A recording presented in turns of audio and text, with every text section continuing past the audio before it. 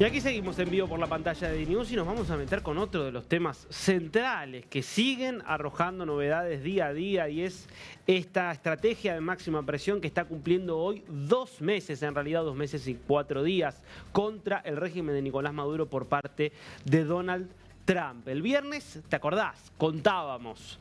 Bueno, parece que está tomada la decisión de un ataque directo contra algún blanco del régimen de Nicolás Maduro en el marco de este despliegue militar sin precedentes de los Estados Unidos en el Caribe.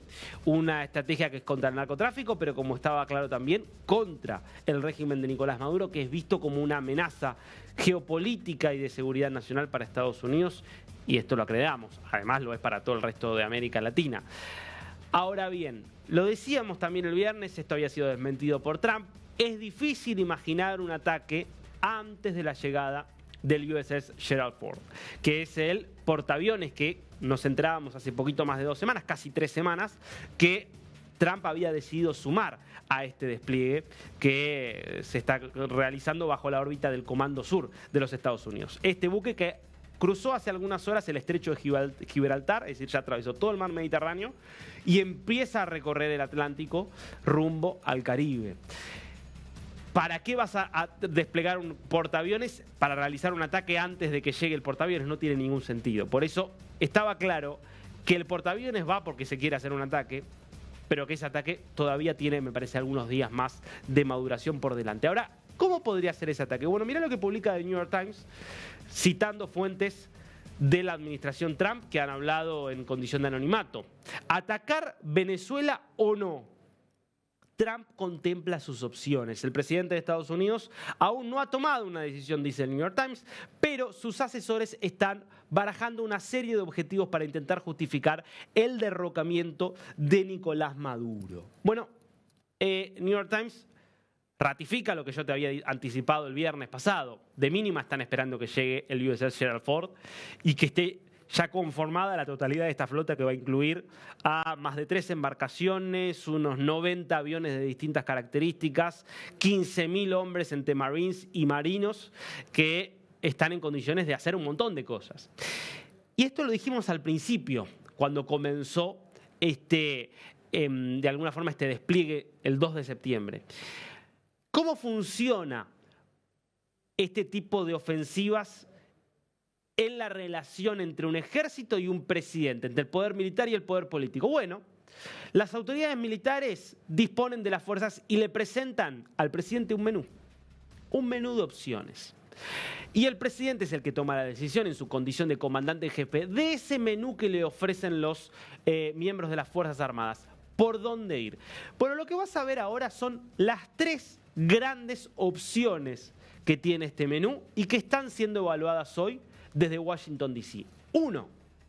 Ataques aéreos sobre instalaciones militares para desarticular el apoyo a Maduro. Yo te diría luz verde para esto.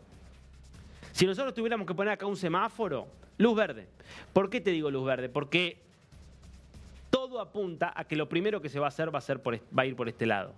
Porque es lo más fácil, no pones en riesgo a ni un solo soldado estadounidense. Imagínate que el único riesgo sería que pudiera ser derribado un avión estadounidense, pero con los sistemas de defensa antiaérea que tiene Estados Unidos, que tiene Venezuela, no tiene ninguna posibilidad de derribar un F-35 o un F-18 de los Estados Unidos. Con lo cual, es una acción que tendría 0 riesgo para Estados Unidos, no se pondría en peligro la vida de ningún combatiente estadounidense y cumpliría un objetivo que es aumentar la presión contra Maduro sin tomar una decisión que no tenga retorno. Bueno, bases aéreas, bases militares, bases que están en la selva del Ejército de Liberación Nacional en cooperación con las Fuerzas Armadas venezolanas, instalaciones donde se desarrollan actividades ilícitas supervisadas por el Cartel de los Soles, es decir, por los militares involucrados en el crimen organizado. Todos esos son blancos aéreos posibles dentro de que, insisto, me parece que es el primer punto, la primera opción y que seguramente Trump va a terminar tomando. Ahora después subimos de nivel y entramos en un terreno más complejo. Opción 2, que están en evaluación según el New York Times y según varias hipótesis que se pueden barajar en este momento. Operaciones de fuerzas especiales para capturar o matar a Maduro. Ya ahí estás hablando de otra cosa. Estamos hablando de una operación muy compleja que implicaría que estos comandos que están efectivamente entrenando, que los tiene Estados Unidos en el Ocean Trader, que es este buque nodriza especializado para tropas especiales, con estos helicópteros, como son, por ejemplo, los Little Birds, junto con los Black Hawks, que se movilizan y que están especializados en ingresar a zonas difíciles, hacer una misión muy rápida y luego retirarse. Podrían identificar a Maduro, obviamente saben dónde está Maduro, capturarlo y retirarse, o matarlo y retirarse, sería arriesgado. Primero, porque habría un riesgo de caídas de bajas estadounidenses. Segundo, porque puede salir mal. No es Bin Laden Maduro. Una cosa es Bin Laden, un criminal muy, muy peligroso y muy poderoso, pero que no deja de ser un criminal que más o menos estaba más o menos cuidado por el gobierno pakistaní cuando lo capturaron en Pakistán, pero que tenía una guardia reducida. Otra cosa es ser un jefe de Estado. Maduro es un jefe criminal, pero al mismo tiempo tiene todo el aparato represivo de un Estado como Venezuela a su disposición. No sé si es tan fácil llegar a Maduro. Así, de esta forma, a través de un grupo comando. Sí con un ataque aéreo, como por ejemplo lo ha hecho Israel con muchos miembros, con muchos líderes terroristas. Obviamente ahí hay que estar dispuesto a asumir un número de bajas mayor, pero no parece ser hoy esa la opción inicial. Bueno, operación, y esta es la tercera opción del menú, y esto habría que verlo, operación para tomar aeropuertos, pozos petroleros y otra infraestructura crítica. Es decir, una suerte de captura por la fuerza de estos elementos críticos, de modo tal que el régimen no pueda disponer de ellos. Sería otra forma, quizás, de aumentar la presión sobre el régimen, demostrarle que ya ni siquiera controla el propio territorio venezolano. Bueno, esto es parte de lo que está evaluando en este momento Estados Unidos. A mí me parece que los puntos 2 y 3 todavía están un poco lejos. Me cuesta imaginar que Trump no va a avanzar por el punto número 1 de ataques aéreos sobre instalaciones militares. Mientras tanto, los ataques aéreos continúan, solo que en aguas internacionales, y ayer el Departamento de Guerra anunciaba, ayer no, hoy ya estoy confundido si hoy, ayer o hoy, anunciaba el ataque número 16, lo vamos a ver. Así lo confirmaba Pete Hegseth. Hoy, bajo la dirección del presidente Trump, el Departamento de Guerra llevó adelante un ataque letal contra una embarcación dirigida por una organización terrorista designada. Se confirmó que estaba esta embarcación involucrada en el tráfico de narcóticos y que estaba en una ruta del narcotráfico, llevando narcóticos. ¿Dónde? Y esto es importante, Pacífico Oriental, Pacífico Este, donde se realizó este ataque. Veamos las imágenes, por favor.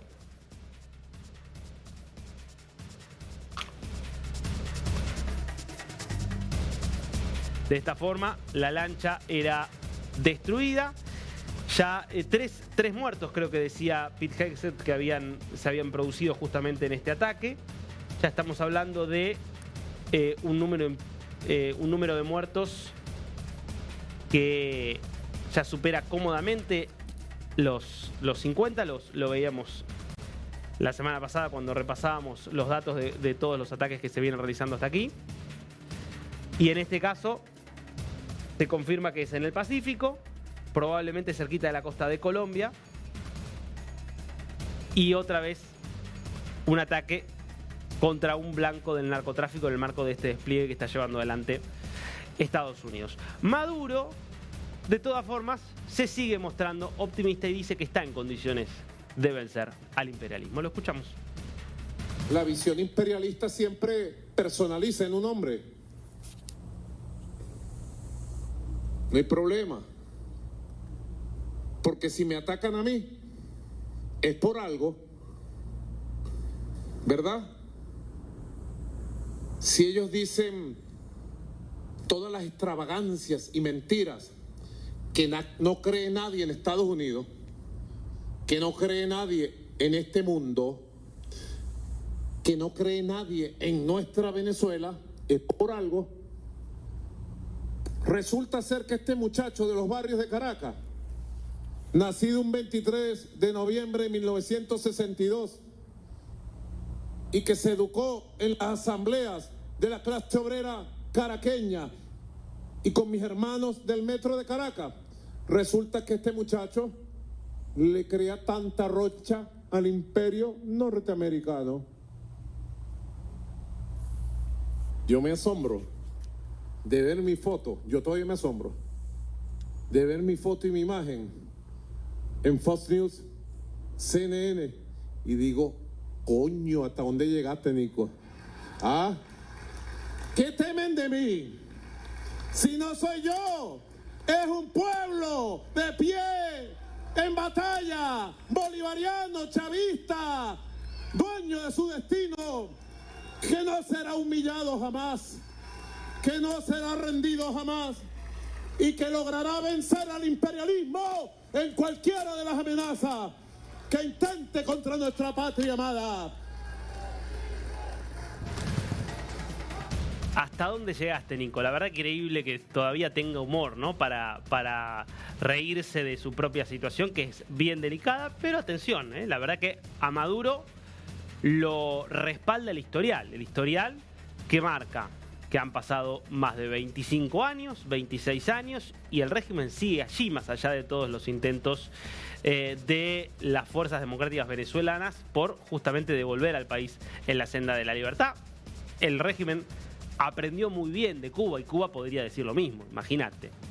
¿Cuánto lleva ya? Cuba, estamos hablando de más de 70 años que sigue resistiendo, casi 70 años que sigue resistiendo, así que, ¿por qué no darle el aval? Claro, ahora vos ves al mismo tiempo cuáles son las estrategias que utiliza el régimen para resistir y uno dice, ¿cómo hace para resistir a una avanzada militar estadounidense? Utilizando espantapájaros. Yo te juro que esto es real, lo que vas a ver ahora, no te lo estoy inventando. Mirá los espantapájaros del régimen para engañar a los drones y aviones estadounidenses. Que se entienda, ¿no? Estas son falsas. Ahí tenés, en un costado, ahí, páramela ahí. Primero, esto es genial. Primero, acá lo podés ver. Acá tenés las baterías efectivamente antiaéreas reales, ¿no? Esto, obviamente, ahí ves un soldado y esto es, obviamente, los armamentos de artillería de grueso calibre para derribar, por ejemplo, aviones enemigas. Poco sofisticado, pero bueno, es lo que tienen. Entonces, al lado hacen la de mentira, ¿ves? La que está atrás es la de mentira. Entonces, ¿qué es lo que buscan? Ponen los espantapájaros y entonces los aviones estadounidenses van a bombardear las de mentira y las de verdad van a salir y van a terminar derribando los aviones. Es increíble. Sigamos, deja correr el video, por favor. Ahí van los soldados, los jefes. Y es lo que es ese espantapájaros. Es insólito esto. Ahí vos podés ver una especie de falso en este... parece un estuche para... un estuche para títulos, ¿no? Mira este es un falso vehículo de la Guardia Bolivariana.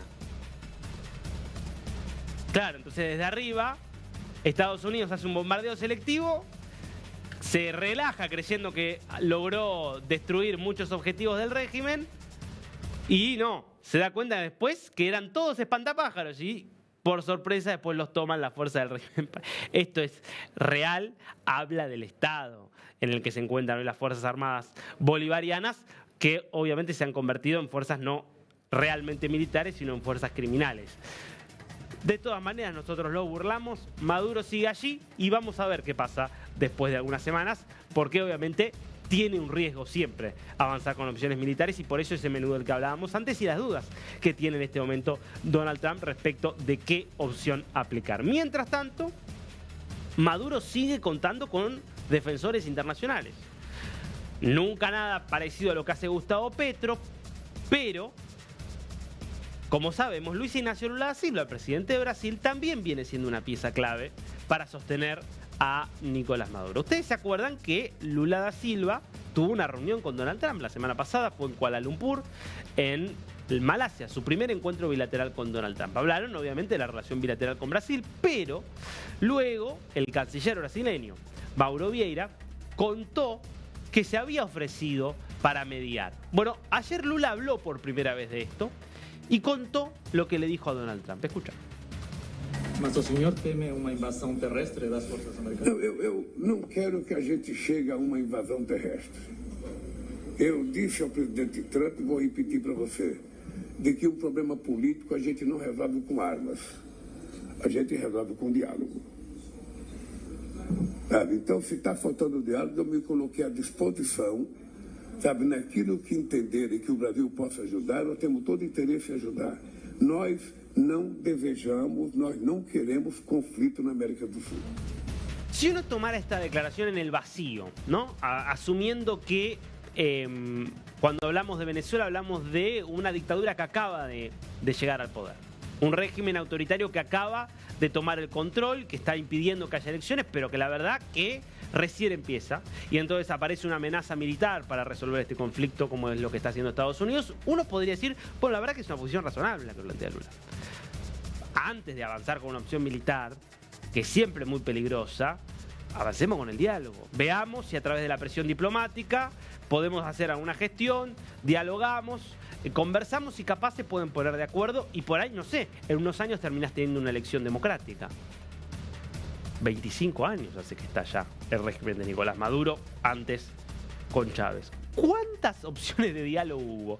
¿Cuántas mesas internacionales se crearon para hablar sobre Venezuela? Siempre con el mismo resultado. El régimen se sienta, hace promesas, gana tiempo y luego va a unas elecciones que roba de forma escandalosa como fueron las del año que viene, como las del año pasado, perdón, y en paralelo arrasa con lo que queda de oposición, masacra, tortura, secuestra, expulsa del país.